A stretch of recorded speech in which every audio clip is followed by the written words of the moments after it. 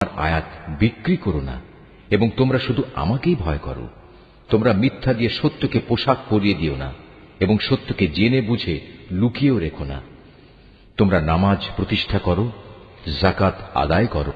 যারা আমার সামনে অবনত হয় তাদের সাথে মিলে তোমরাও আমার আনুগত্য স্বীকার করো। তোমরা কি মানুষদের ভালো কাজের আদেশ করো এবং নিজেদের জীবনে তা বাস্তবায়নের কথা ভুলে যাও? অথচ তোমরা সবাই আল্লাহর কেতাব পড়ো, কিন্তু কেতাবের এ কথা তোমরা কি বুঝো না? হে ঈমানদার ব্যক্তিরা, তোমরা সবর ও নামাজের মাধ্যমে আল্লাহর কাছে সাহায্য চাও। যাবতীয় হক আদায় করে নামাজ প্রতিষ্ঠা করা অবশ্যই একটা কঠিন কাজ, কিন্তু যারা আল্লাহকে ভয় করে তাদের কথা আলাদা। যারা জানে একদিন তাদের সবাইকে তাদের মালিকের সামনাসামনি হতে হবে এবং তাদের সবাইকে তাঁর কাছে ফিরে যেতে হবে, তার জন্য এটা কঠিন কিছু নয়।